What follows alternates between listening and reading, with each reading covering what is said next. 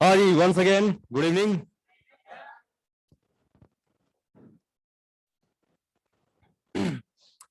तो last class में हमने कंजर्वेटिव एंड नॉन कंजर्वेटिव का कंपेरेटिव स्टडी कर ली थी, राइट। लास्ट क्लास परसों थी आई थिंक। तो हल्का सा रिवीजन करते हैं। मैंने आपको बताया था, नाम से क्लियर है, कंजर्वेटिव मतलब जहां पर आपकी एनर्जी क्या रहेगी, कंजर्व, वो है कंजर्वेटिव फील्ड। और जहां एनर्जी का लॉस हो रहा है वो क्या है बेटा, नॉन कंजर्वेटिव फील्ड। ये जो भी ग्रेविटेशनल फील्ड है, इलेक्ट्रोस्टैटिक फील्ड है, स्प्रिंग फोर्स है, और इसके अलावा अभी स्टार्ट करेंगे सेंट्रल फोर्सेस। नाम से क्लियर है, सेंट्रल मतलब टुवर्ड सेंटर लग रहे हैं। तो हर वो फोर्स जो टुवर्ड सेंटर लग रहा है फिक्स पॉइंट के अराउंड, इन सेंट्रल फोर्सेस को भी कंजर्वेटिव फोर्स बोलते हैं। और अभी एग्जांपल लेंगे इसका। इसके अलावा नॉन कंजर्वेटिव के एग्जांपल आप जानते हैं, फ्रिक्शन है, एयर रेजिस्टेंस है, और लिक्विड के अंदर एक लिक्विड फ्रिक्शन यानी कि विस्कस फोर्स, फ्यूचर में फ्लूइड मैकेनिक्स चैप्टर में पढ़ेंगे आगे। तो ये जितने भी वेलोसिटी डिपेंडेंट फोर्सेस हैं, कौन से डिपेंडेंट, वेलोसिटी डिपेंडेंट फोर्सेस हैं, ये सभी क्या है बेटा, इनके ऊपर आप बोलेंगे कि ये नॉन कंजर्वेटिव फोर्सेस हैं और यहाँ एनर्जी के लॉसेस हो सकते हैं। जब आप अपनी बाइक की स्पीड बढ़ाते जाते हो, क्या सामने से हवा का झोंका बढ़ता जाता है? तो जो एयर रेजिस्टेंस है, आप जितना तेज चलोगे अगेंस्ट में उतना ही एयर का रेजिस्टेंस महसूस होगा। बात समझ में आ रही है? तो वेलोसिटी डिपेंडेंट फोर्सेस सभी क्या है, नॉन कंजर्वेटिव फोर्सेस। तो होमवर्क के नाम पे तो कुछ 2-3 क्वेश्चन ही थे। एक आप तो इलस्ट्रेशन होगा और एक शायद मॉड्यूल का एक्सरसाइज 2 का क्वेश्चन 17 था। Work done by gravity and work done by air resistance ही आपको फाइंड करना था। इजी होगा वो तो आई थिंक। चलो बढ़िया है, लिखे सभी सेंट्रल फोर्सेस।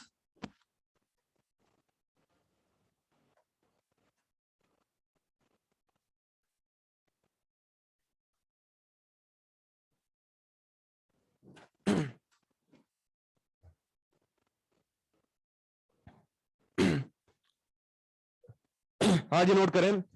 दोस फोर्सेस, ऑनलाइन वाले भी सब नोट करेंगे, दोस forces whose line of action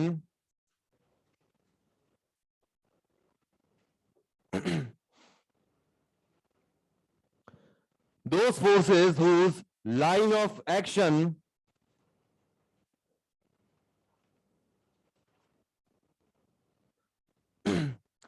those forces whose line of action passes through a fixed point, whose line of action passes through a fixed point, और ब्रैकेट में fixed point का नाम लिख लें, centre of force, centre of force. फिर से repeat करता हूं, those forces whose line of action passes through a fixed point, bracket में लिख लें, centre of force, bracket close,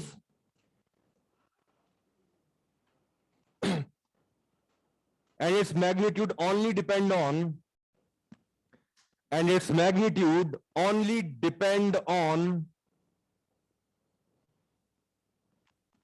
distance from this point, and its magnitude only depends on distance from this point, and its magnitude only depends on distance from this point. तो एक minute सामने देखें, तो central force का design कुछ इस तरह से होगी। क्या फोर्स एक वेक्टर क्वांटिटी है? क्या क्या होगा, मैग्नीट्यूड एंड डायरेक्शन। तो एफ वेक्टर मतलब फोर्स वेक्टर, सेंट्रल फोर्स जो है वो कैसा दिखेगा, मैग्नीट्यूड एफ, और ब्रैकेट में आर का मतलब है आर पर डिपेंडेंट होगा। फॉर एग्जांपल ग्रेविटेशनल फोर्स, क्या Gm1m2 अपॉन आर स्क्वायर है? अपॉन में आर स्क्वायर दिख रहा है। इलेक्ट्रोस्टैटिक फोर्स या कूलम फोर्स 12th में पढ़ोगे, और मैंने आपको वर्बली बता भी रखा है, K Q1 Q2 upon are square, क्या अगेन अपॉन में आर स्क्वायर है? तो ये आर डिस्टेंस जो सेपरेशन है उन ऑब्जेक्ट के बीच या चार्जेस के बीच, उस पर अगर डिपेंड कर रहा है, तो ये कौन से फोर्सेस हो गए, central forces, acting always towards that centre of force. तो और आर कैप यहां पर हो जाती है डायरेक्शन। अब एक लाइन के अलोंग तो दो ही डायरेक्शन पॉसिबल है। अगर ये सेंटर ऑफ फोर्स यहां पर है तो दो ही डायरेक्शन पॉसिबल है, डायरेक्टिंग टुवर्ड्स दैट पॉइंट और directing away from the point. बात समझ आ रही है? ग्रेविटेशनल फोर्स तो बेटा नेचर में अट्रैक्टिव नेचर का ही है। तो अगर ये एक ऑब्जेक्ट है और दूसरा ऑब्जेक्ट है, क्या न्यूटन थर्ड लॉ के according action reaction pair style में, क्या एक्शन रिएक्शन फॉर्म में दोनों के बीच म्यूचुअली इसी तरह से एक्शन रिएक्शन ग्रेविटेशनल फोर्स लगेगा? लगेगा नहीं लगेगा?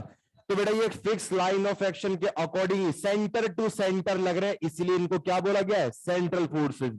और इनकी एक बहुत बढ़िया सी निशानी है, इनमें फॉलो होता है इनवर्स स्क्वायर लॉ। क्या फॉलो होता है? अब इनवर्स स्क्वायर लॉ का सर मतलब क्या हुआ कि इनवर्स तो मतलब अपॉन, और स्क्वायर मतलब जो इनके बीच डिस्टेंस है उसका स्क्वायर, यानी कि 1 अपॉन में क्या अपियर होगा? R square. मतलब हर वो फोर्स जिसके अपॉन में आर स्क्वायर दिख जाए इनवर्स स्क्वायर लॉ फॉलो कर रहा है, ये शर्त सेटिस्फाई होती है, तो आप बोल देंगे कि सर ये है central force. K Q1 Q2 upon are square, क्या अपॉन में आर स्क्वायर है? Following the inverse square law, मतलब ये इलेक्ट्रोस्टैटिक फोर्स क्या है? एक central force and also a conservative. Correct point लिखा था, all the central forces are conservative forces. Example में लिखा था नहीं लिखा था? सिमिलरली बेटा ग्रेविटेशनल फोर्स क्या है अपना? G m1 m2 upon are square. m1 m2 masses जिनके बीच का सेपरेशन r है, और G होता है यूनिवर्सल ग्रेविटेशनल कांस्टेंट। इसको ग्रेविटेशन चैप्टर में फ्यूचर में आगे डिटेल में पढ़ेंगे। तो Gm1 m2 upon are square में भी क्या अपॉन में आर स्क्वायर है, तो यहां भी इनवर्स स्क्वायर लॉ फॉलो हो रहा है, अपॉन में आर स्क्वायर है, तो ये भी क्या है बेटा? सेंट्रल फोर्स ही है। बात समझ आती है सभी को? तो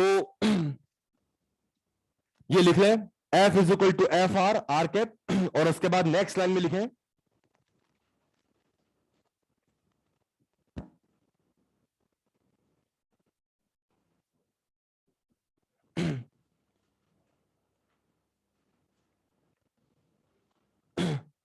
हाँ जी, नेक्स्ट लाइन में लिखें those forces which follow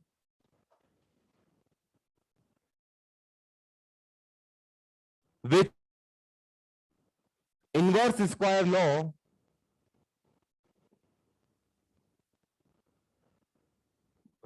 those forces which follow inverse square law, comma, are central forces.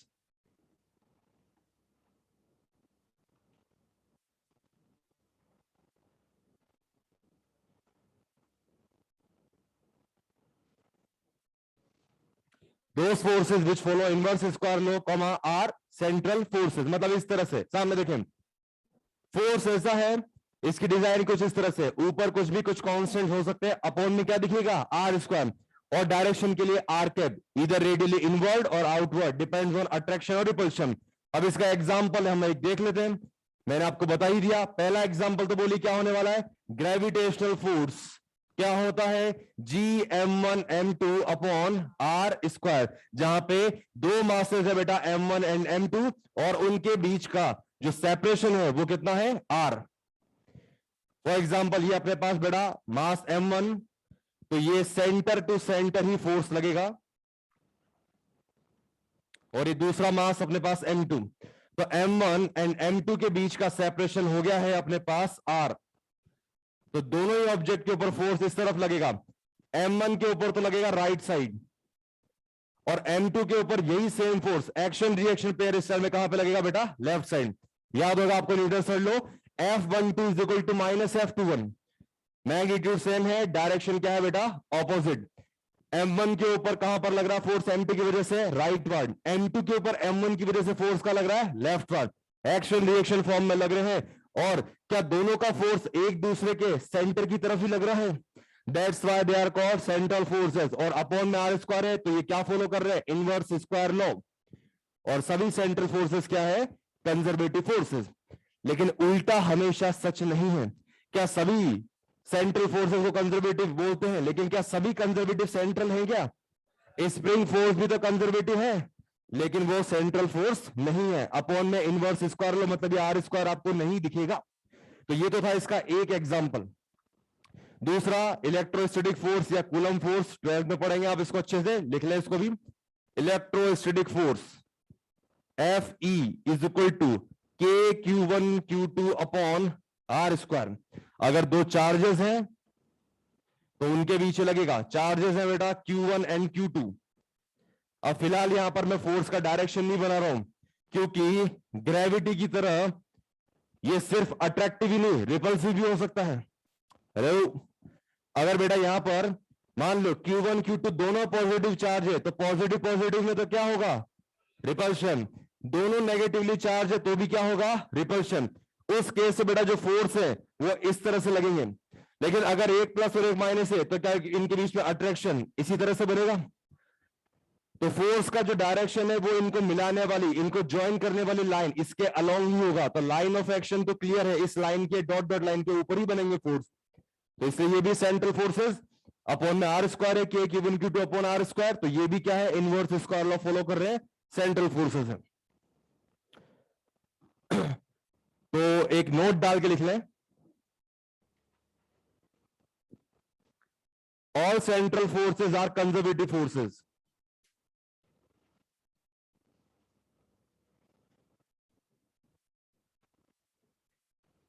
Note डाल रही है, all central forces are conservative forces.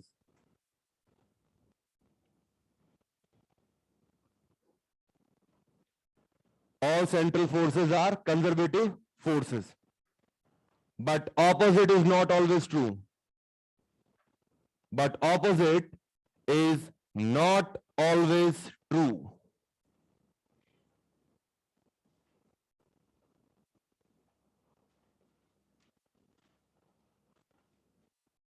Example लिख लो इसका, स्प्रिंग फोर्स।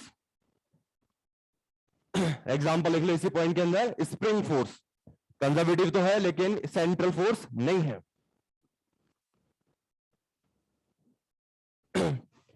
तो सेंट्रल फोर्स के बारे में बस इतना ही आइडिया है, आपको देना था ये आइडिया कि इनवर्स स्क्वायर लॉ फॉलो करेंगे तो ये सेंट्रल फोर्सेस है, अपॉन में आर स्क्वायर दिख जाएगा, जैसे GM1 into upon are square, k cube into upon are square.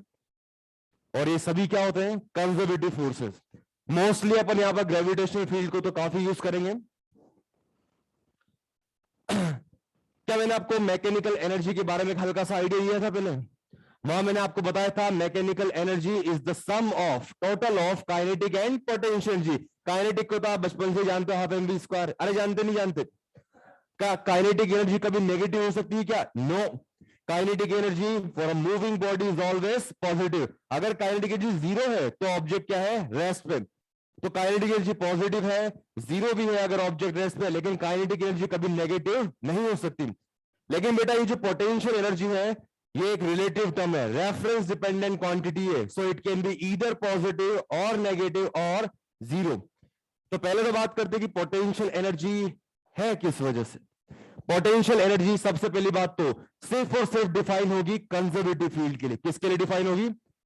मतलब ग्रेविटेशनल फील्ड है, स्प्रिंग फोर्स है या फिर इलेक्ट्रोस्टैटिक फोर्स है, यहीं पर ही मोस्टली अपन इसको डिफाइन करेंगे। नॉन कंजर्वेटिव में जहां एनर्जी का लॉस होता है वहां पर कंजर्वेटिव फोर्स अगर नहीं है और अगर एनर्जी लॉसेस हो रहे तो वहां पर पोटेंशियल एनर्जी को डिस्कस नहीं करते। अगर फ्रिक्शन है, एयर रेजिस्टेंस है, वहां फिर अपन पोटेंशियल एनर्जी की बात नहीं कर पाएंगे। तो पहली बात पे क्लियर कर ध्यान रखें कि potential energy is only defined for conservative field. दूसरा इसकी definition, energy possessed by object due to its position और कॉन्फ़िगरेशन। क्या बोला मैंने? Energy possessed by object due to its position और कॉन्फ़िगरेशन। इमेजिन करें ये ग्राउंड है, अब हमें पोटेंशियल एनर्जी में क्या रेफरेंस चूज करना पड़ता है। क्या चूज करना पड़ता है? श्रद्धानुसार अपनी इच्छा से मैंने ग्राउंड को चूज कर लिया है रेफरेंस। तो ग्राउंड पर पोटेंशियल एनर्जी कितना है? जीरो। मैंने बेटा बॉल को अपवार थ्रो करा 100 जूल से, कितना काइनेटिक एनर्जी? 100 जूल। तो 100 जूल तो काइनेटिक और potential zero, total mechanical energy कितना हो गया? 100। और कल मैंने आपको एक पॉइंट लिखाया था, अभी हम ग्रेविटी फील्ड में है, कंजर्वेटिव फील्ड में है, तो क्या मैकेनिकल एनर्जी कांस्टेंट होती है? अरे होती नहीं होती। अब जैसे जैसे बॉल ऊपर राइज करेगी काइनेटिक एनर्जी तो डिक्रीज होगी, बिकॉज स्पीड डिक्रीज हो रही, ग्रेविटी रिटार्ड कर रही है बॉल को, तो काइनेटिक एनर्जी डिक्रीज हो रही है। बट साइमल्टेनियसली हाइट में ऊपर चढ़ रहे हैं तो क्या पोटेंशियल एनर्जी बढ़ती जा रही है? और फाइनली मैक्सिमम हाइट पर V जीरो हो जाता है, तो काइनेटिक तो क्या हो गई? जीरो। मतलब पूरी 100 जूल एनर्जी अब किस में ट्रांसफॉर्म हो चुकी है? Potential energy. बात समझ में आ रही है? तो अब इस पोजीशन की वजह से अब जो एक एनर्जी हवा में मोमेंटरीली रुकी हुई इस बॉल जिसका काइनेटिक एनर्जी जीरो है, अब इसके पास कौन सी एनर्जी है? Potential energy. पर ग्रेविटी फील्ड जो है ईमानदार है, अब वो इसको होल्ड करके नहीं रखेगा, अब वो बॉल को वापस से यहां से जीरो वेलोसिटी से नीचे जाने देगा। मतलब फिर से अब वो 100 जूल पोटेंशियल जब बॉल आप वापस हाथों में कैच करोगे तो किसमें ट्रांसफॉर्म हो जाएगी? Kinetic energy. बात समझ में आ रही है? तो फॉर एवरी पोजीशन, चाहे यहां बात करें बॉटम पे ग्राउंड पे, चाहे कोई मिड पोजीशन पे बात करें या टॉप मोस्ट पोजीशन पे बात करें, काइनेटिक और पोटेंशियल का सम टोटल यानी मैकेनिकल एनर्जी तो क्या रहेगी, कांस्टेंट। अगर एक टाइप की एनर्जी में कमी है तो दूसरी ऑटोमेटिकली क्या होगी, इंक्रीज। और यहीं से हम फ्यूचर में एक बहुत बढ़िया टॉपिक पढ़ेंगे, कंजर्वेशन ऑफ मैकेनिकल एनर्जी। जितना एक टाइप की एनर्जी में लॉस, दूसरी टाइप की एनर्जी में उतना ही गेन। बात समझ में आ रही है? अगर पोटेंशियल एनर्जी अपने मिनिमम पे है तो ऑब्वियसली काइनेटिक एनर्जी अपने मैक्सिमम पे होगी। दोनों अपने आप ही सेल्फ एडजस्टिंग होगी इस तरह से कि टोटल हमेशा एक फिक्स क्वांटिटी होगी और उसको ही हम बोलते हैं मैकेनिकल एनर्जी। समझ आ रहा है सभी को?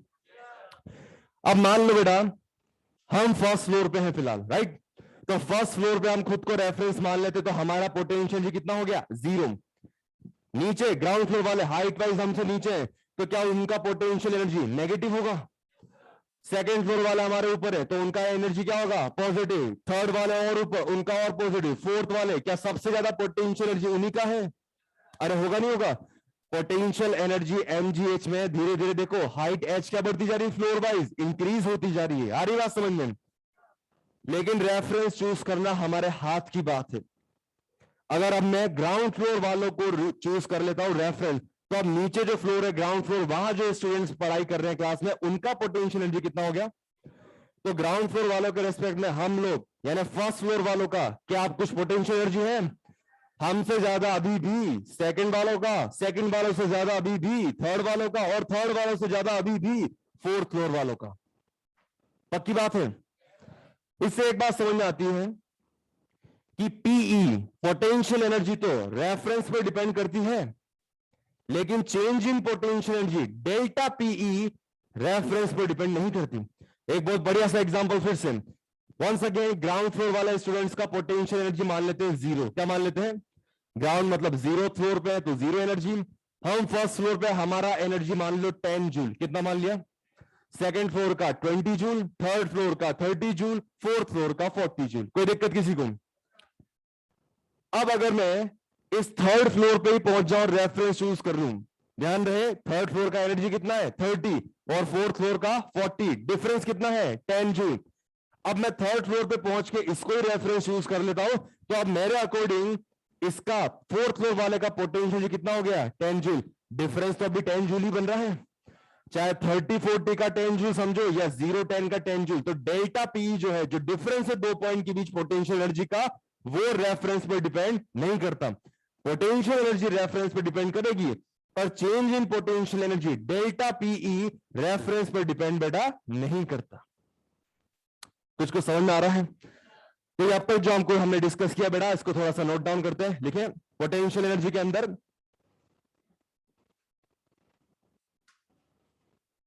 इसको पीई के साथ साथ कैपिटल यू से भी डिनोट करेंगे। आयुष बेटा टेस्ट का सिलेबस अभी बता देंगे थोड़ी देर में।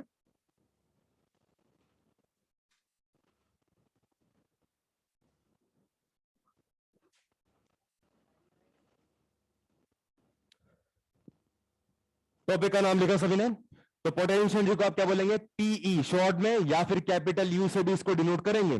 लेकिन इसके बारे में, it is the energy possessed by object, it is the energy possessed by object due to its position or configuration. It is the energy possessed by object due to its position और configuration. तो काफी सारे points हैं, back to back next line के अंदर लिखते जाएं। PE या potential energy is a relative term, PE is a relative term, comma, means it depends on frame of reference. PE is a relative term, means it depends on frame of reference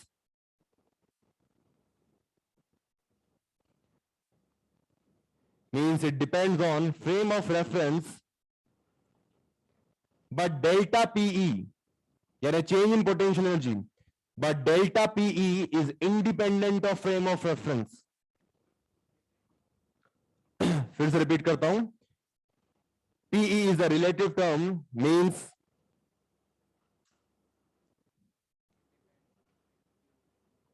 It depends on frame of reference, but delta PE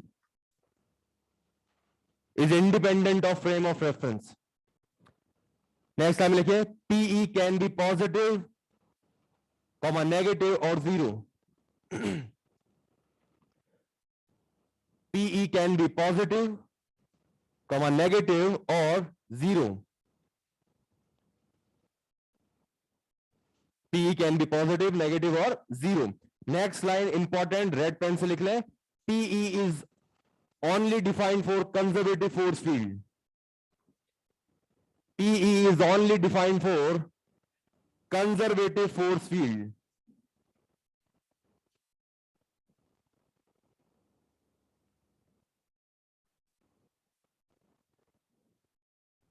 PE is only defined for conservative force field. Next line में लिखें PE of a body. Next time लिखें बेटा PE of a body in a conservative force field. PE of a body in conservative force field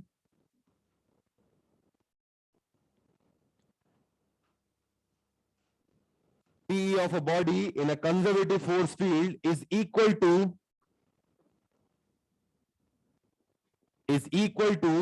work done by conservative force is equal to work done by conservative force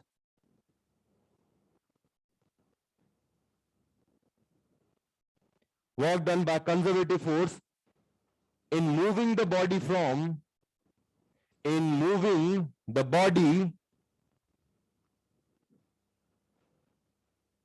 present position to reference position. In moving the body from present position to reference position.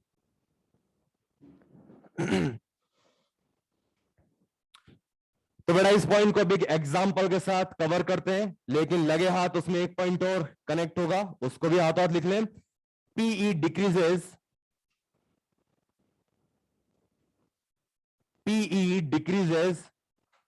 when work is done by conservative force.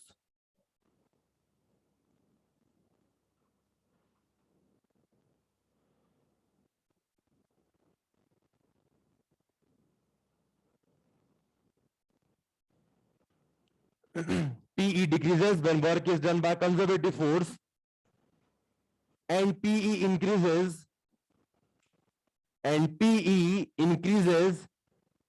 when work is done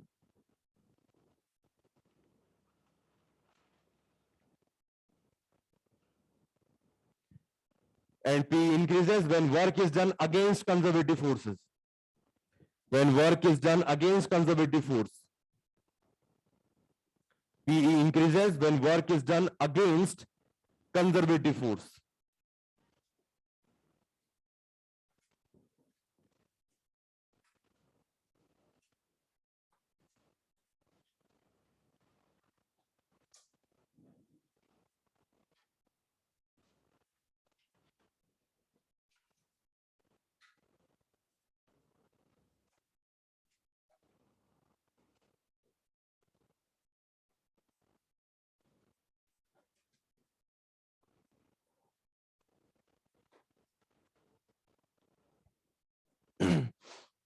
चलिए ठीक है, लिखना बंद. समझेंगे बेटा इसको. ये अगल बगल मैंने यहां पर दो डायग्राम्स बना दिए हैं. हमने अपनी इच्छा से श्रद्धानुसार जो ग्राउंड है उसको चूज कर लिया है एज अ रेफरेंस. पहला वाला जो डायग्राम है, क्या उसके अंदर बेटा आपने एक बॉडी एम मास की, उसको क्या इनिशियल स्पीड 0 मतलब क्या रिलीज कर दिया है? अब रिलीज कर दिया तो हवा में रुकेगी या फिर ग्रेविटी इस पे कुछ वर्क करेगी? हवा में नहीं रुक सकती. जैसे रिलीज करोगे ऑब्वियसली धरती माता ग्रेविटी इसको नीचे अट्रैक्ट करेगी, फोर्स लगेगा mg. मतलब ऑब्जेक्ट को अगर मैंने सिंपली रिलीज किया तो वर्क हमने किया या कंजर्वेटिव फोर्स ग्रेविटी ने? कंजर्वेटिव फोर्स ग्रेविटी ने. और अगर मैं किसी ऑब्जेक्ट को अपवर्ड थ्रो कर रहा हूं तो वर्क ग्रेविटी कर रही है, मैं हम लोगों ने करा ग्रेविटी के अगेंस्ट, ग्रेविटी के अगेंस्ट हम लोगों मतलब एक्सटर्नल एजेंट ने किया। तो ये दोनों एग्जांपल आपके सामने। फर्स्ट केस में तो आपने बॉल को बेटा सिंपली रिलीज किया, work done by gravity. Second case में एमजीएफ भी लग रहा है, बट ग्रेविटी के अगेंस्ट हमने एक्सटर्नल फोर्स अपवार्ड लगा के बॉल को सेम एच हाइट पर क्या कर दिया, रीच करवा दिया, पहुंचा दिया। अब दोनों केसेस में क्या हो रहा है ये देखते हैं। सबसे पहले तो क्या फर्स्ट केस के अंदर वर्क डन बाय ग्रेविटी या फिर इसको हम WC work done by conservative force बोल सकते हैं। बोलो माइनस एमजीएच या प्लस एमजीएच? Plus MGH. क्यों? क्योंकि एमजी लग रहा है डाउनवर्ड, डिस्प्लेसमेंट एच भी कहां है बेटा, डाउनवर्ड, सेम डायरेक्शन, तो वो एफ एस कॉस जीरो 1 हो गया। अब यहां पर मैंने आपको बताया कि रेफरेंस पर पोटेंशियल एनर्जी क्या ली जाती है, 0। मतलब ग्राउंड पर पोटेंशियल एनर्जी कितना है, 0। बॉल पहले क्या एच हाइट पे थी? अरे थी या नहीं थी?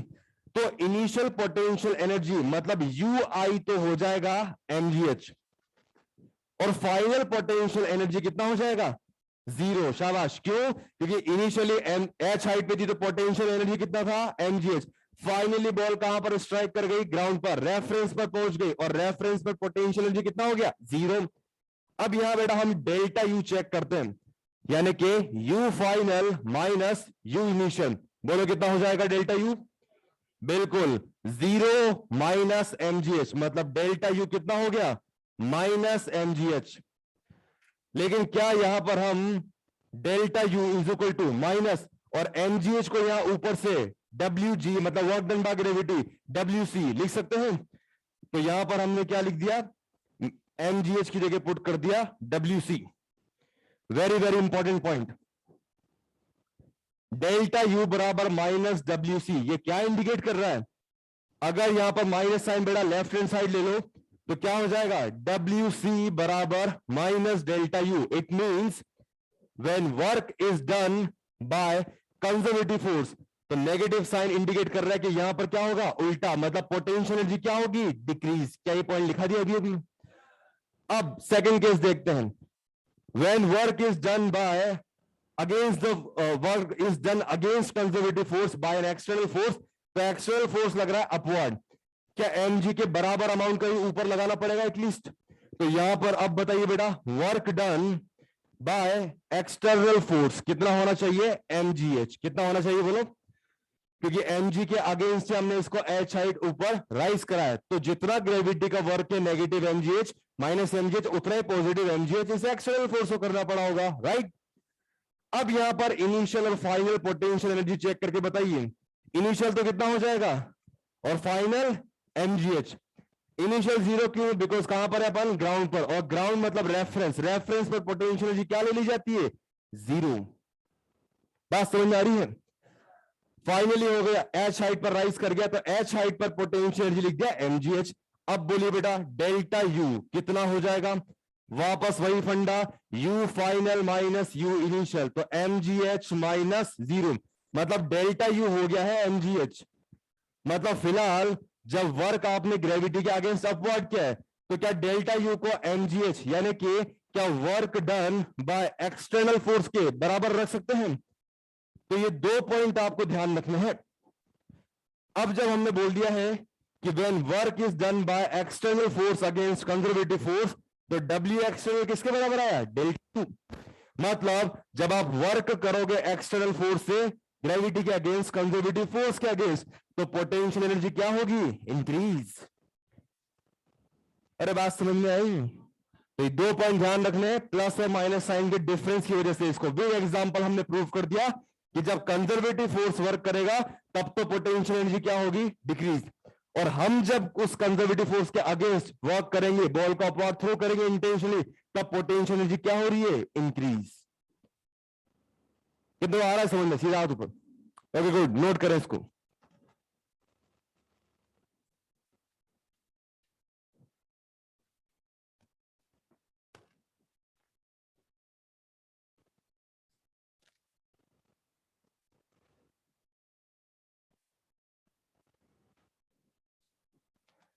नबीहा माइनस एमजीएच क्यों नहीं हुआ सेकंड केस में? बेटा minus MGH work done by gravity है, work done by us against the gravity is plus MGH. जितना ग्रेविटी नीचे लगा रही है फोर्स mg, उतना ही अपवर्ड हमको लगाना पड़ा एफ एक्सटर्नल। तो हमारा वर्क पॉजिटिव है, ग्रेविटी का नेगेटिव है।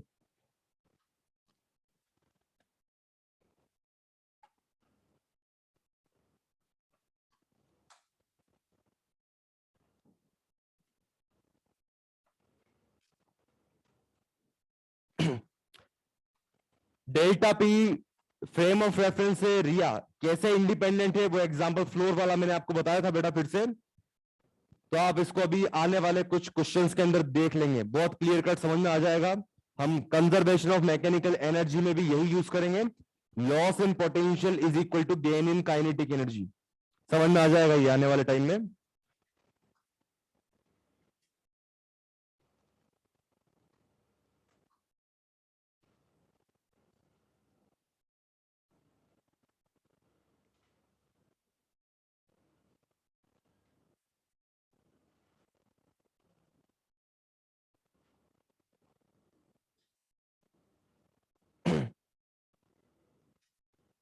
मिताली, W के नीचे छोटा सा C है। W मतलब वर्क डन, C मतलब बाय कंजर्वेटिव फोर्स, मतलब वर्क डन बाय ग्रेविटी। ठीक है।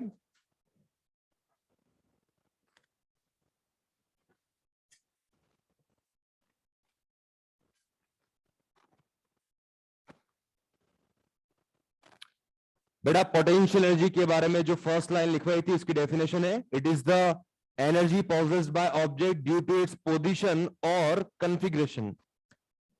हाइट के टर्म से बात करें तो पोजीशन, और स्प्रिंग से रिलेटेड बात करेंगे तो कॉन्फ़िगरेशन। जब आप स्प्रिंग को कंप्रेस करते हो तो वहां पर एनर्जी आप स्टोर कर रहे हो।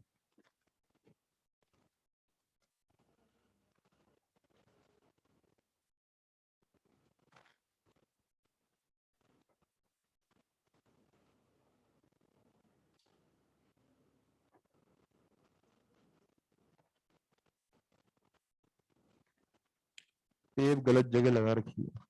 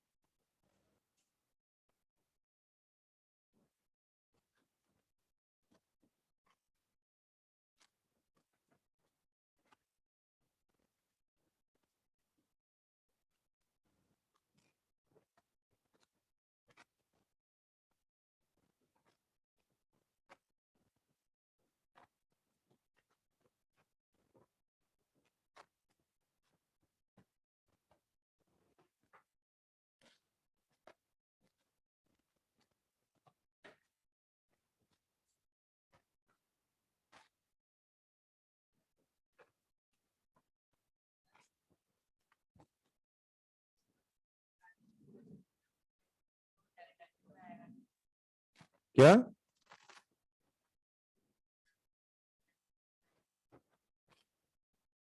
Work done by gravity negative है, एक्सटर्नल फोर्स का तो वर्क डन पॉजिटिव है ना। आपने तो ऊपर ही फोर्स लगाया, डिस्प्लेसमेंट एच भी ऊपर ही हुआ। हमारा तो वर्क पॉजिटिव है, और वो पॉजिटिव इसलिए करना पड़ा बिकॉज ग्रेविटी क्या कर रही थी, वो चाहती थोड़ी ग्रेविटी कि आप ऊपर जाओ। उसका तो काम क्या है, अट्रैक्ट करके नीचे लेके आने का। That's why work done was against the gravity plus mgh।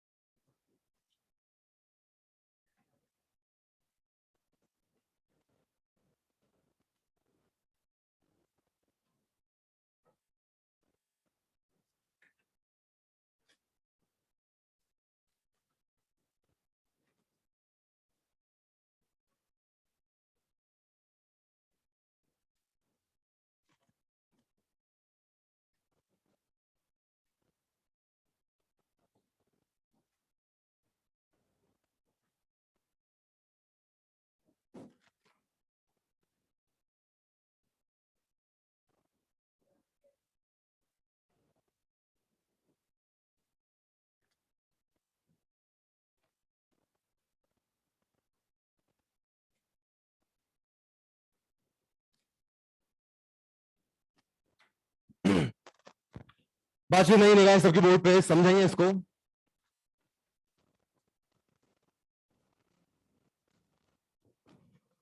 बता रहे बेटा, आयुषी बता रहे हैं, खतरनाक सा उल्टा ट्राइंगल बता रहे हैं, इसको बोलते हैं gradient. Now we are discussing बेटा रिलेशन बिटवीन एफ, नीचे छोटा सा सी मतलब conservative force F C, and PE potential energy, जिसे हम कैपिटल यू से भी डिनोट करते हैं। तो रिलेशन इनके बीच बेटा इस तरह से डिफाइंड है, F C is equal to minus del U. ये जो उल्टा छोटा सा ट्राइंगल है इसको बोलते हैं डेल ऑपरेटर यानी ग्रेडियंट। क्या है बेटा ये? ग्रेडियंट। और ग्रेडियंट को हमने इस तरह से लिखा है del by del x. Del का सिंबल जो है उल्टे 6 जैसा है। अरे बात समझ आ रही है? 6 आप ऐसे बनाते हो, ये एकदम इसकी मिरर इमेज उल्टा इस तरह से बनेगा ये डेल ऑपरेटर। तो del by del x I cap plus del by J cap plus del by del Z के कैप।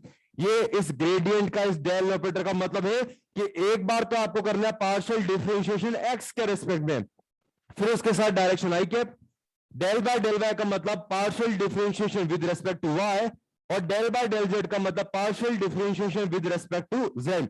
इनकी corresponding directions I cap, J cap, K cap इनके साथ अटैच है। अब ग्रेडियंट हमने किसका लिया है बेटा? Potential energy you. तो यहां पर जो खाली स्पेस दिख रहा है आपको डेल के पास न्यूमरेटर में, वहां पर आ जाएगा यू, मतलब एफ सी फॉर 3D, मतलब जहां स्पेस से मूव कर रहे हो एक्स वाई जेड तीनों ही डायरेक्शंस अपने पास इन्वॉल्व हैं। तो माइनस के साथ del you by del x i के plus del you by del y j के plus del you by del Z k. Del you by del x का मतलब है एक्स को डिफरेंशिएट कर रहे हो एक्स के रेस्पेक्ट में, लेकिन ये है पार्शियलिटी, नाम में क्या है, पार्शियल डिफरेंशिएशन। मतलब बेटा जब आप del by del X solve कर रहे हो तब एक्स कैसे ट्रीट किया जाएगा, एज अ वेरिएबल, और वेरिएबल का डिफरेंशिएशन होता है, मतलब उस वक्त में वाई और जेड को क्या अज्यूम कर लूंगा, कांस्टेंट। पक्की बात है। सेम वे में डेल बाय डेल वाई का मतलब बेटा वाई वेरिएबल है अभी, तो वाई को आप ट्रीट करो एज अ वेरिएबल, डिफरेंशिएट करो। अब इस केस में एक्स और जेड को हम क्या ट्रीट कर लेंगे, एज अ कांस्टेंट। जब डेल बाय डेल जेड मतलब जेड के रेस्पेक्ट में पार्शियल डिफरेंशिएशन कर रहे हो तो अब जेड वेरिएबल हो गया, अब एक्स और वाई को हम क्या ट्रीट कर लेंगे, एज अ कांस्टेंट। तो ये तो बात कर ली बेटा हमने 3D की। अब इसी का मैं लगे हाथ जो है एक क्वेश्चन जो है वो पहले करके बताता हूं, बीच का जो पोर्शन है इस पर ध्यान नहीं है, स्किप करें। क्वेश्चन ये है, potential energy of a particle is U is equal to X square by Z cube. तो आपको फाइंड करना है वो कंजर्वेटिव फोर्स उस फॉर्मूले की मदद से। तो now you all know FC कितना होता है, माइनस, अब ये पूरा ब्रैकेट में लिखा हुआ है, यानी del you by del x I cap plus del you by del by J cap plus del you by del Z के कैप। अब वन बाय वन यहां पर सॉल्व करते हैं। सबसे पहले तो सॉल्व करते हैं बेटा del you by del x, मतलब del by del x of u put कर दो यहां पे x square by Z cube. क्या बताया मैंने आपको कि जब आप डेल बाय डेल एक्स कर रहे हो तो उस केस में सिर्फ और सिर्फ किसका डिफरेंशिएशन होगा, एक्स का। वाई और जेड को एज इट इज लिखे रहने दो, पार्शियलिटी चल रही है, पार्शियल डिफरेंशिएशन। तो एक्स के रेस्पेक्ट में एक्स स्क्वायर का डिफरेंशिएशन कितना, 2x। क्या बचा हुआ वाई और जेड क्यूब ऐसा ही लिखा छोड़ दें। सेम वे में जब आप बेटा del you by del Y solve करोगे तो डेल और यहां पर यू की जगह पुट कर दो X square Y Z cube upon del Y. तो अब जब बेटा डेल बाय डेल वाई है तो इसका मतलब यहां पर हम क्या कर रहे हैं, वाई के रेस्पेक्ट में पार्शियल डिफरेंशिएशन, तो सिर्फ वाई पर अटैक करो, बची हुई एक्स और जेड को as it is, X square को एक्स स्क्वायर और जेड क्यूब को जेड क्यूब, बचा क्या वाई, तो वाई का सिंपली डिफरेंशिएशन कितना हो जाएगा, 1। हवा लगती जा रही सभी को, समझ में आ रहा है पक्का। सेम वे में बेटा del you by del Z, अब करो यहां पर डिफरेंशिएशन फिर से X square by Z cube का। अब बोलो किसके रेस्पेक्ट में हो रहा है, जेड, तो जेड वेरिएबल है, एक्स स्क्वायर और वाई कांस्टेंट की तरह ट्रीट करते हुए एज इट इज लिख दो। जेड क्यूब का कितना हो जाएगा, 3z स्क्वायर। पक्की बात है, सिंपल डिफरेंशिएशन एन एक्स की पावर n-1, तो वैसे जेड क्यूब का कर दिया आपने 3z स्क्वायर। आ रहा है समझ में, बस अब बिंदास से सारी वैल्यूज यहां ऊपर पुट कर देंगे तो FC कितना हो जाएगा, माइनस, सबसे पहले del you by del X कितना हो गया बोलो, 2xy जेड क्यूब, ये हो गई आई के वाली term. Del you by del Y कितना हो गया ये अपने पास, ये हो गया simply X square Z cube, ये हो गई अपनी जेके वाली टर्म, प्लस अब del you by del Z कितना है अपने पास, तो ये इसको अच्छे से लिख लो 3x square Y Z square, तो ये हो गया 3x square Y Z square, ये हो गई अपनी के वाली टर्म, राइट। ये आ गया अपने पास कंजर्वेटिव फोर्स, सारे इसके component I cap J cap K cap, minus sign आगे लगा रहेगा, माइनस साइन को आप अंदर भेजोगे तो तीनों ही टर्म क्या बनेगी, नेगेटिव। माइनस साइन की ही गलती होती है यहाँ, बाकी तो आप कर लेंगे। तो ये तो हमने कर लिया लगे हाथ। इसका एक क्वेश्चन, क्या आसान है, अरे आसान है ना। यहां पर आप ग्रेडियंट से घबराए नहीं, पार्शियल डिफरेंशिएशन करना है, डेल बाय डेल एक्स मतलब एक्स को बस डिफरेंशिएट करना है, Y Z constant. Similarly Y और जेड के भी आप बात कर सकते हैं। अब बीच में देखेंगे सामने तो ये तो हमने फोर्स लिखा है बेटा, del you by del y, del you by del x I cap, del you by del y j cap और del you by del Z के कैप, और आगे माइनस साइन 3D के लिए। मतलब आपके पास पोटेंशियल एनर्जी के तीनों ही कंपोनेंट है, जैसा कि यहां दिख रहा है x square by Z cube. For example अगर बेटा पोटेंशियल एनर्जी कुछ इस टाइप की है, एक्स स्क्वायर माइनस 10x, क्या अभी आपको सिर्फ उसमें एक्स ही नजर आ रहा है, मतलब हम यहां पर 1D मतलब एक्स एक्सिस के अलॉन्ग ही मूवमेंट कर रहे हैं, आ रही बात समझ में। तो उस केस में y और z को सोल्व करने की जरूरत नहीं है, हम सिर्फ और सिर्फ 1D मोशन के लिए FC बराबर क्या पुट कर देंगे, minus D by D X. कोई दिक्कत किसी को, मतलब यहां जो हमने 3 डिफरेंशिएशन करे थे, बस अब x के रेस्पेक्ट में डिफरेंशिएट करना है, y और z अवेलेबल ही नहीं है, तो FC हो जाएगा बेटा minus D by D X. तो जब भी आपको x के टर्म्स में दिया है तो आप सिंपली कर देंगे minus D by D X. अगर मैं आपको u बोल दूं Y square minus Y cube, तो क्या हम सिंपली बस minus D you by D Y से काम चला लेंगे, क्योंकि सिर्फ और सिर्फ वहां पे क्या दिख रहा है, y ही नजर आ रहा है। अगर मैं u बोल देता हूं z square minus three z plus two, पूरा z पर डिपेंडेंट, तब वहां पर एफ सी क्या लिख देंगे, minus D you by d z. आ रही बात समझ में? जितने वहां पर x Y z variable available, उतने ही आपको पार्शियल डिफरेंशिएट करना होगा। लेकिन अगर प्योरली सिर्फ एक्स ही है, या सिर्फ वाई है, या सिर्फ जेड है, तो उन्हीं के corresponding minus D you by D x, minus D you by D y, या minus D you by d z, किसी एक से काम चल जाएगा। फिलहाल मैंने श्रद्धानुसार उस वन डी मोशन को अज्यूम कर लिया एक्स एक्सिस के अलाउ, तो conservative force F C will be negative of D you by D X. कोई दिक्कत किसी को? अभी मैंने आपको एक एग्जांपल के थ्रू प्रूफ करके दिखाया था, क्या delta U minus W C के बराबर आया था। अब इसको यहां से भी प्रूफ करते हैं। तो एफ सी मैंने फिर से लिखा minus D you by D x, क्या डीएक्स को बेटा क्रॉस मल्टीप्लाई कर दें, तो डी हो जाएगा minus F C D X, integrate both sides. Initially object x1 location पे था, तो initial potential energy U I, finally x2 location पे हो गई पोटेंशियल एनर्जी यू एफ। बोलो डी का इंटीग्रेशन कितना हो जाएगा, u upper limit minus lower limit, यानी u final minus u initial को मैंने डायरेक्टली लिख दिया है डेल्टा u। अब माइनस साइन के बाद ये जो बची हुई टर्म दिख रही है इंटीग्रेशन एफ डी, क्या इसी को हमने वर्क बोला था? अरे बोला था नहीं बोला था? क्या work done by variable force हम ऐसे ही सोल्व करते थे, इंटीग्रेशन एफ डी एक्स। तो कंजर्वेटिव फोर्स का वर्क है, इसलिए हमने क्या लिख दिया, डब्ल्यू सी, यानी work done by conservative force. तो हमने इसको इक्वेशन से भी प्रूव करके दिखा दिया एग्जांपल के साथ साथ कि डेल्टा यू बराबर माइनस डब्ल्यू सी, मतलब change in potential energy is equal to negative of the work done by conservative force. कितने को आ रहा है समझ में? सीधा हाथ ऊपर। थोड़ा सा नई चीज है, बढ़िया समझ में आई, अच्छी बात है। नोट करें विद क्वेश्चन, और फिर आपको एक क्वेश्चन सॉल्व करने को देंगे, लेकिन इसको फुर्ती से।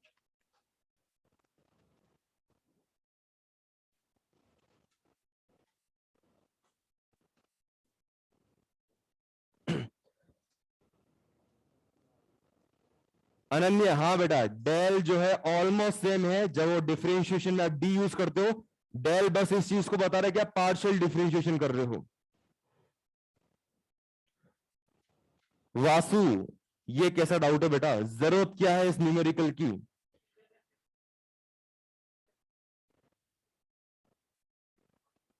इंपॉर्टेंट वेराइटी है बेटा, ये जरूरत तो है। ऐसे क्वेश्चन तो आपको दिखेंगे ही दिखेंगे।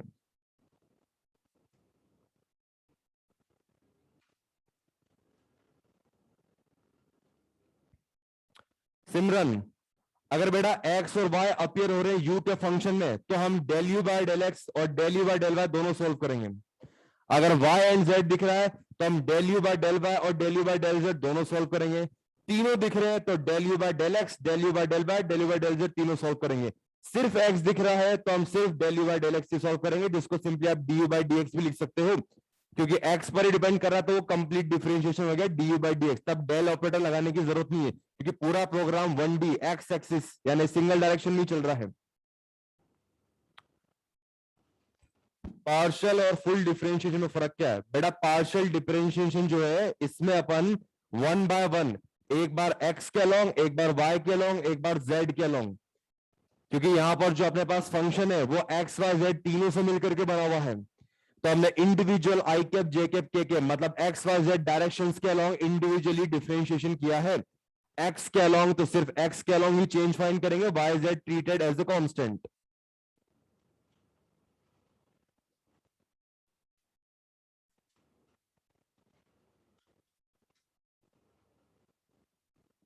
डेल्टा को अपोजिट ट्राइंगल क्यों बनाते हैं बेटा? मैंने नहीं बनाया ये सब।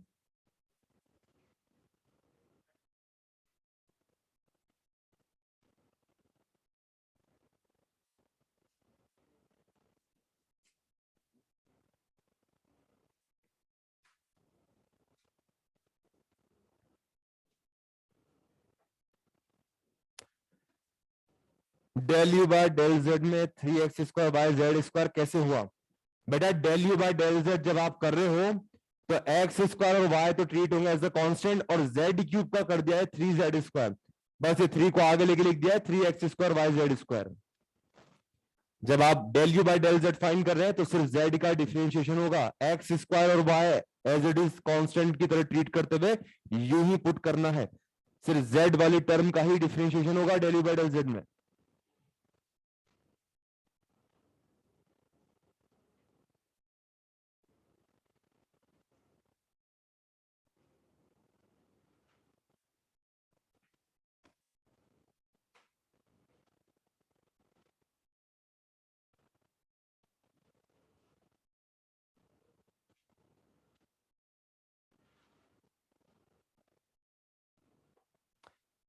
सर साथ में डिफरेंट कर देंगे तो क्या फर्क पड़ेगा? बेटा साथ में कैसे होगा? एक बार में एक ही वेरिएबल के हिसाब से तो डिफरेंशिएशन होता है। एक साथ एक्स वाई जेड तीनों के साथ डिफरेंशिएशन कब किया आपने जीवन में?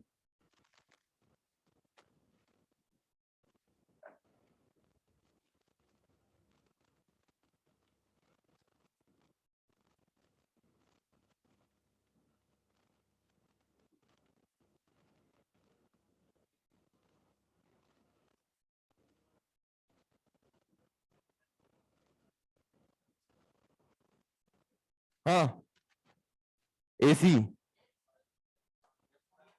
ज्यादा ठंड लग रही है तो तुम तो वैसे ही स्मार्ट बच्चे हो। किसी ना किसी के पास तो वो चाइनीज फोन है ही जिसमें रिमोट आता है, खुद ही चेंज कर लिया करो। वो आया अपना योद्धा, वॉरियर टू द रेस्क्यू।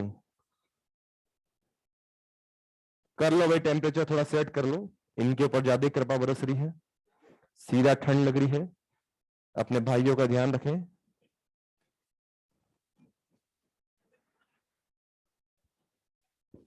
ये जो एसी के नीचे बैठते हैं, ये जिनके पास ये है ना शायोमी का फोन जो ऑपरेट कर सकते हैं एसी को, इनको कभी ब्रेक में समोसा वगैरह खिला दिया करो, मदद करते रहेंगे। बस ठीक ठीक ठीक, नोट करें।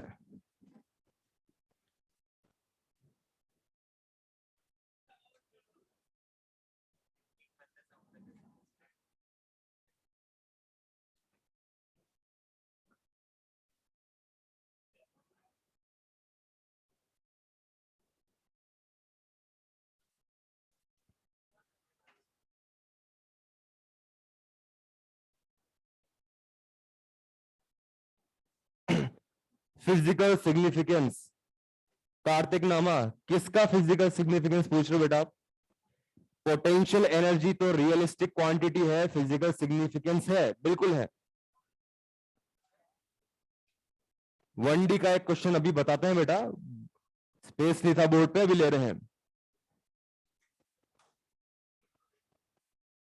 हाँ बेटा, अगर आपने F C I cap J cap form में फाइंड कर लिया है, yes they can definitely ask you to calculate its magnitude, वो फाइंड करना आपको आता है।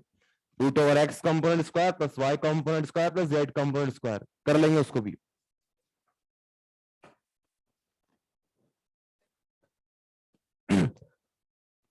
बार बार सिलेबस सिलेबस नहीं करें, बता देंगे, बता देंगे, जो पढ़ते जा रहे हो सभी आएगा। पेपर अभी 26 को है, काफी टाइम है, बता देंगे। जो रोज का रोज पढ़ाया जा रहा है वो पढ़ते रहें और होमवर्क करते रहें।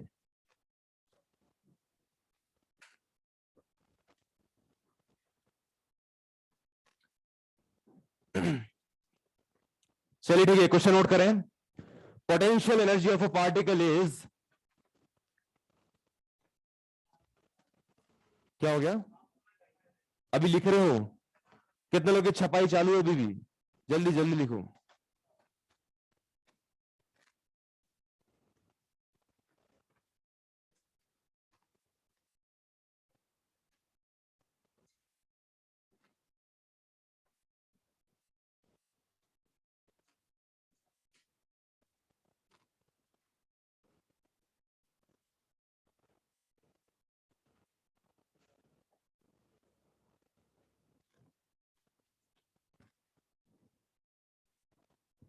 नोट कर ले आराम से, साइड में क्वेश्चन लिख दिया है। Potential energy of particle is U is equal to 3xyz, U is equal to 3xyz and you have to find force. लेकिन मैंने जो एग्जांपल दिया उसमें थोड़ा सा आपको और एक्स्ट्रा मेहनत करनी है।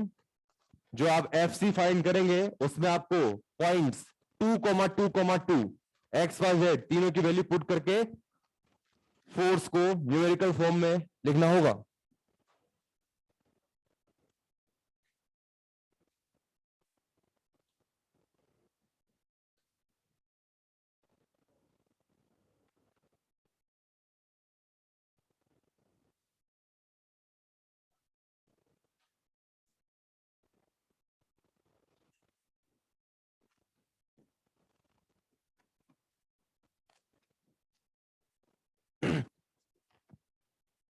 ये बातचीत खुसर फुसर बंद, एनर्जी क्वेश्चन सॉल्व करने में लगाइए, डिस्कशन नहीं करें। आपका पड़ोसी भी आप जितने टैलेंटेड है।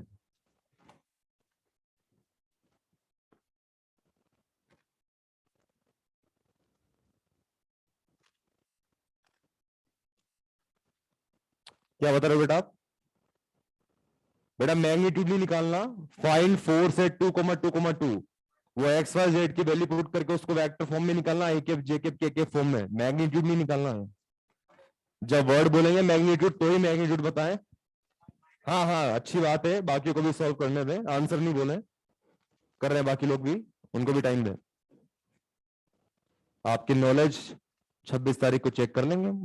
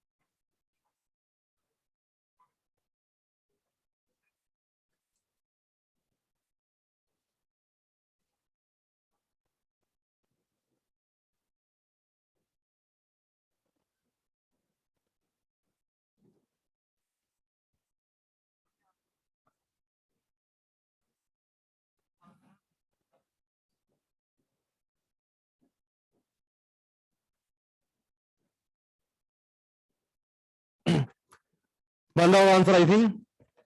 तो ये आ जाएगा आंसर बेटा -12 ब्रैकेट में आई के प्लस जे के प्लस के राइट। और किसी ने अगर मैग्नीट्यूड फाइंड भी किया है तो मैग्नीट्यूड 12√3 बोला जाएगा, माइनस नहीं बोला बेटा, मैग्नीट्यूड नेगेटिव में नहीं बताते।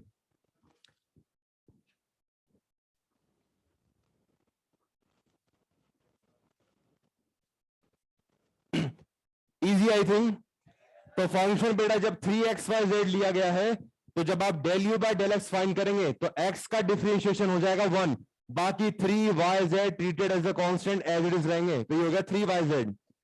Del you by del Y में 3x और z एज इट इज रहेंगे, y का डिफरेंशिएशन हो जाएगा 1। तो और del you by del z में 3xyz में 3xy एज इट इज रहेगा और z का डिफरेंशिएशन हो जाएगा 1। तो ये हो गया अपने पास FC यानी फोर्स कंजर्वेटिव 3yz आई के प्लस 3xz जे के प्लस 3xy के और आगे minus sign as it is रहेगा, इसको लगाना नहीं भूलें। फाइनली जो आंसर है पॉइंट क्या है 2,2,2 मतलब एक्स वाई जेड तीनों को कितना पुट कर देंगे 2, तो 2 इंटू 2 4 इंटू 3 12 आई कैप, सेम यहाँ पर 12 जे कैप 12 के कैप, 12 बाहर कॉमन ले लो, that's the final answer. Force will be -12 and bracket में आई के प्लस जे के प्लस के कैप। कोई दिक्कत किसी को? चलिए ठीक है, अगला क्वेश्चन लिखें।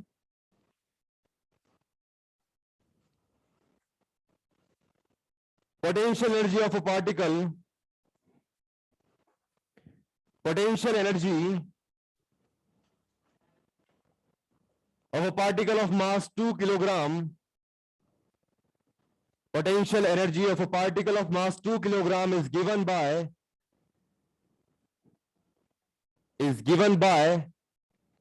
U, यानी capital U is equal to x square minus 10x plus 20 joule. U is equal to x square minus 10x plus 20 joule. Full stop. आगे लिखे हम, if kinetic energy is 7 joule at x is equal to 2 meter, then find out if kinetic energy is 7 joule at x is equal to 2 meter, then find out dash part 1 total mechanical energy. Then find out dash part 1 total mechanical energy. Part 2 minimum potential energy. Minimum potential energy. Part 3 maximum kinetic energy. Part 3 maximum kinetic energy. And part 4 maximum speed of particle. Maximum speed of particle.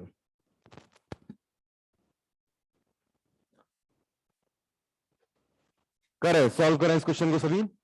एक hint बस ये दे देता हूं बेटा, x की value यहां पर 2 put करके क्या u फाइंड कर सकते हो. काइनेटिक दे रखा आपको इसी पोजीशन x बराबर 2 मीटर पे कितना है 7 जूल. इसी पोजीशन पे u फाइंड कर लो और वो आपके पास आ जाएगा 4 जूल. तो मैकेनिकल एनर्जी क्या होता है, काइनेटिक और पोटेंशियल का सम. 7 + 4 कितना हो जाएगा 11 joule. u minimum, minimum maxima याद आ रहा है कुछ. क्या करते हैं, डिफरेंशिएट करके 0 के बराबर रखते हैं.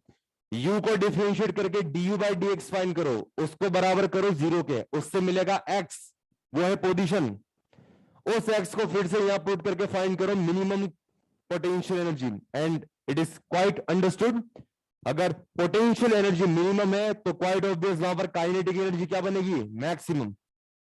हिंट दे दिया है, सॉल्व करें, 2 मिनट आपके पास.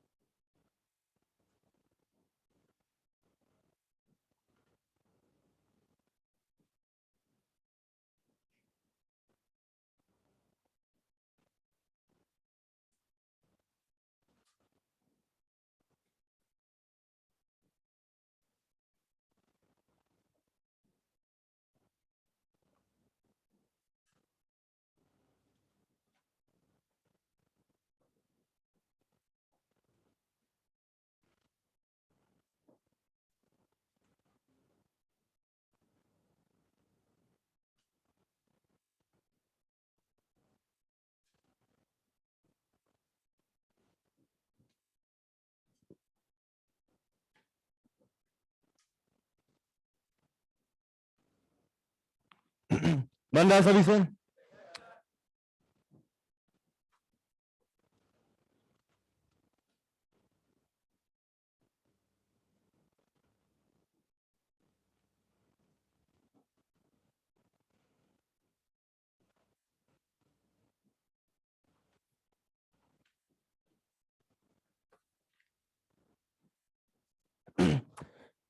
तो मैकेनिकल एनर्जी तो आएगी 11 जूल। पार्ट 2 का आंसर मिनिमम पोटेंशियल एनर्जी ये आने वाला है -5 जूल। पार्ट 3 में मैक्सिमम काइनेटिक एनर्जी बन जाएगी 16 जूल। और इसी काइनेटिक को हाफ एम वी स्क्वायर के बराबर पुट करेंगे तो वी मैक्स आ जाएगा √16 मतलब 4 मीटर पर सेकेंड। जो रास्ते में सॉल्व कर लें, जिसका आगे आंसर बहुत बढ़िया है।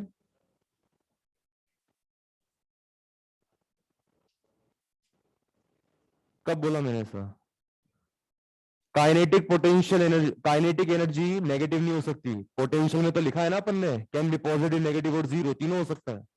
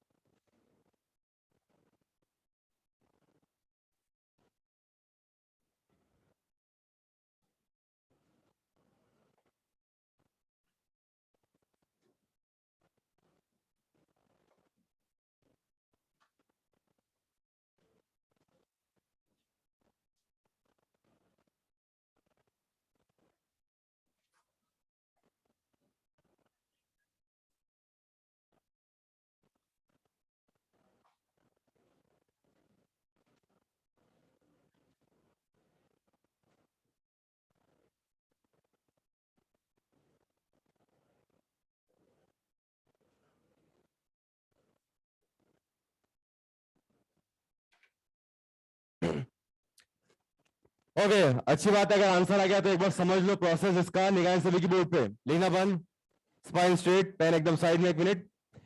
इस क्वेश्चन बेटा आपको x is equal to 2 put करके पोटेंशियल एनर्जी फाइंड करनी थी। रीजन, पार्ट 1 में पूछा क्या है? Mechanical energy. It is a sum of potential and kinetic. Kinetic 7 joule given था और x की वैल्यू यहां 2 पुट करी तो आपको आंसर मिल गया 4 जूल। तो 4 + 7 यानी टोटल मैकेनिकल एनर्जी कितना हो गया? 11 जूल। यहां तक तो कोई दिक्कत नहीं है। सेकंड पार्ट में आपसे पूछा है u मिनिमम, तो मिनिमम मैक्सिमा कौन से ध्यान रखे? u के फंक्शन को क्या करना होगा? डिफरेंशिएट। तो u था बेटा x स्क्वायर माइनस 10x + 20, करो डिफरेंशिएट। x स्क्वायर का तो कितना हो गया? 2x माइनस 10, x का कितना हो जाएगा? 1, और फिर +20 कांस्टेंट है तो कांस्टेंट का डिफरेंशिएट कितना होता है? 0, इसलिए उसको लिखा ही नहीं।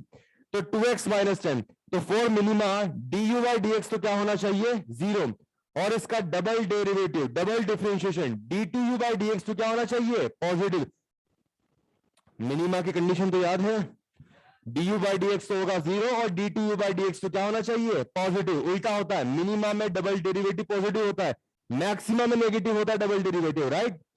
तो इसको बेटा अगर आप फिर से भी डिफरेंशिएट कर लोगे du/dx को, तो करो 2 और x का डिफरेंशिएट कितना? 1, -10 कांस्टेंट तो डिफरेंशिएट 0, तो dtu/dx जो पॉजिटिव है, यहां वैसे भी एक ही वैल्यू निकल के आएगी जब आप du/dx को 0 करोगे। तो 2x - 10 = 0, तो x कितना हो गया? 5। एक ही वैल्यू आ रही है और ऑब्वियसली क्वेश्चन में मिनिमम ही पूछा है तो ये मिनिमा ही है। लेकिन अगर एक से ज्यादा वैल्यू किसी क्वेश्चन में है तो वहां आपको चेक करना होगा कि कौन सा मिनिमा है, कौन सा मैक्सिमा है। जहां डबल डेरिवेटिव यानी dtu/dx जो पॉजिटिव मिलेगा, सिर्फ वही क्या होगा? मिनिमा।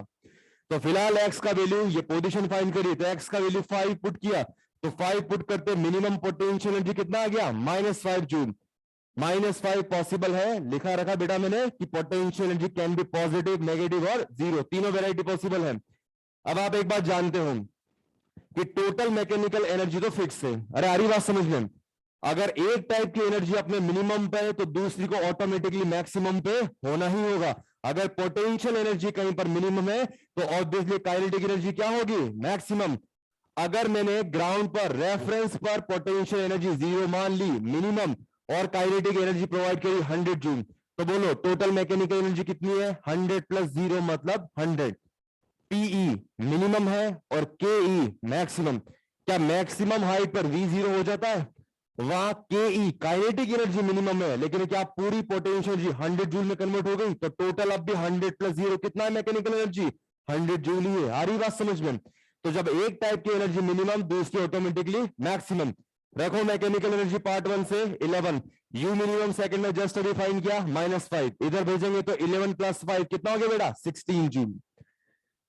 और K obviously half M V maximum square, K max 16, mass question में 2 kg के बने, तो वी मैक्स रूट 16 मतलब कितना हो गया? 4 मीटर पर सेकंड। समझ आए सभी को? अगला क्वेश्चन आपके लिए तैयार है। y बराबर है, sorry, u is equal to Y cube minus Y square, तो फाइंड करना है फोर्स। सबसे पहले तो f क्या minus D U Y D Y से करना होगा, क्योंकि अब u कंप्लीटली किस पर डिपेंड है? y पे। तो सभी minus D you by D Y से करे फोर्स को फाइंड। उसके बाद उसी को कर देंगे 0 के इक्वेट, तभी तो इक्विलिब्रियम पोजीशन मिलेगी, क्योंकि इक्विलिब्रियम का मतलब ही क्या है? जहां पर फोर्स एफ क्या होता है बेटा? 0। करे, ट्राई करें सभी।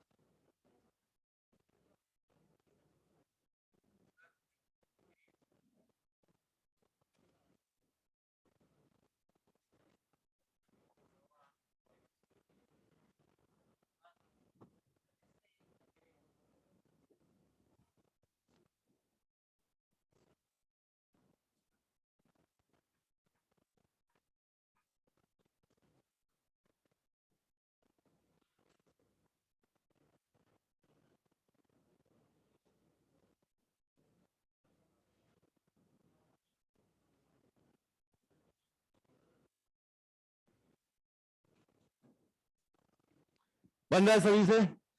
तो इस क्वेश्चन में बेटा जब आपने डिफरेंशिएट किया तो f बराबर minus D you by D से f आ जाएगा 2y minus 3 square, right. y का वैल्यू इसमें 2 मीटर पुट करेंगे तो फोर्स आ जाएगा पार्ट 1 का आंसर -8 न्यूटन। आ रहा है सभी का? और सेकंड में बेटा इसी f का जो फंक्शन है, इसी को आप 0 के इक्वेट करोगे तो दो वैल्यूज मिलेंगे, एक तो मिलेगा y इज इक्वल टू 0 और एक मिलेगा y इज इक्वल टू 2/3। इनको इक्विलिब्रियम पोजीशन कहा जाएगा, क्योंकि ये f को 0 पुट करने पर मिली है।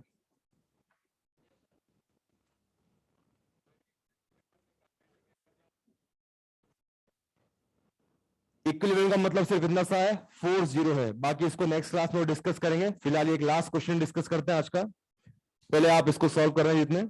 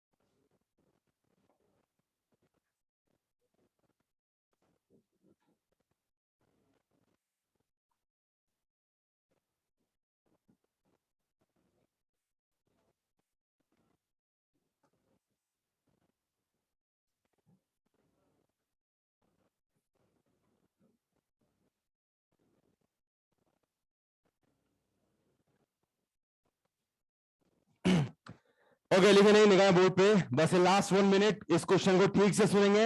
वेरी वेरी इंपॉर्टेंट, कभी ना कभी कहीं ना कहीं किसी पेपर में देखने को मिल ही सकता है। बहुत अच्छा standard question. Potential energy of two molecules is given as U is equal to A upon R to the power 12 minus B upon R to the power 6। यहाँ A और B बेटा कॉन्स्टेंट्स हैं और R जो है position. Find करना है equilibrium position. अब इक्विलिब्रियम पोजीशन फाइंड करने के लिए क्या चाहिए? F को 0 पुट करके ही तो इक्विलिब्रियम पोजीशन मिलेगी। अरे मिलेगी नहीं मिलेगी। और उसी इक्विलिब्रियम पोजीशन यानी R की वैल्यू को इसी U के फंक्शन में पुट करके क्या मिलेगी? Potential energy at that equilibrium position. तो सबसे पहले तो F बराबर माइनस DU बाई DR। यहां सबसे पहले तो U को थोड़ा सा रीअरेंज करा। A अपॉन R की पावर 12, न्यूमरेटर में क्या R की पावर माइनस 12 हो जाएगा, माइनस B अपॉन में R की पावर 6 को R की पावर माइनस 6। अभी डिफरेंशिएशन नहीं करा, अब करेंगे। A और B तो कांस्टेंट है, तो minus A as it is करो। R की पावर माइनस 12 का differentiation, minus 12 R to the power minus 13 N X की पावर n माइनस 1 आता है सभी को। माइनस B R की पावर माइनस 6 का differentiation, minus 6 R to the power minus 7। अब कोई ये मत कहना कि सर ये माइनस माइनस तो प्लस हुआ, आपने फिर से माइनस क्यों कर दिया? बिकॉज आगे एक और माइनस चल रहा है। हेलो, इसीलिए 12 है और इसको पावर को फिर से नीचे ले लिया, तो 12 है अपॉन R की power 13 minus 6B upon R की पावर 7। इक्विलिब्रियम पोजीशन फाइंड करने के लिए अब इस फोर्स F को 0 पे इक्वेट किया। माइनस 6B अपॉन R की पावर 7 को राइट हैंड साइड लाएंगे। 7 में से 13, यहां पे 7 पावर कटेगी तो कितना बचेगा? R की पावर 6 क्रॉस मल्टीप्लाई करा और 6 से 12 कटा 2 बार, तो R की पावर 6 कितना हो गया? 2A by B। ये R की पावर 6 है, इक्विलिब्रियम पोजीशन R है, तो क्या बेटा पावर 6 को घुमा के राइट साइड लाना होगा। तो ये मिल गई equilibrium position, R is equal to 2A by B upon इसकी पावर 1/6। अब आप सोच रहे होंगे कि सर इक्विलिब्रियम पोजीशन तो ये है, फिर आपने R की पावर 6 बराबर 2A बाय B को डिब्बे में बंद क्यों किया? क्योंकि इसकी सीधी जरूरत पड़ेगी। U का जो फॉर्मूला है A अपॉन R की पावर 12, क्या R की पावर 12 को R की पावर 6 का स्क्वायर बोल सकते हैं? और माइनस B के नीचे तो सीधा R की पावर 6 वैसे भी है। अब यहां दोनों जगह R की पावर 6 2A बाय B को एज इट इज पुट कर दूं, यहां स्क्वायर कर दो और यहां एज इट इज सॉल्व करोगे, that's the final answer minus B square by 4A। ये तो है इक्विलिब्रियम पोजीशन, और ये पार्ट 2 में है उसी इक्विलिब्रियम पोजीशन पे U नॉट मतलब potential energy at equilibrium position. कितनों का आया समझ में? सीधा हाथ ऊपर। ओके गुड, इसमें कुछ ही क्वेश्चन होमवर्क में नोट कर लें। Illustration number 16, 17, 18।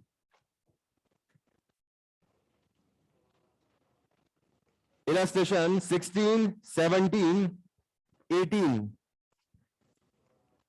इसके बाद एक्सरसाइज 1 में आप करेंगे बेटा क्वेश्चन नंबर 42 से लेके 48। एक्सरसाइज 1 में क्वेश्चन नंबर 42 से लेकर के 48। एक्सरसाइज 2 में क्वेश्चन 10, ये जो लास्ट क्वेश्चन आपको दिख रहा है एकदम सेम है। एक्सरसाइज 2 का क्वेश्चन नंबर 10, एक्सरसाइज 2 का क्वेश्चन नंबर 10। बस इतना ही, मिलते हैं नेक्स्ट क्लास में। Thank you.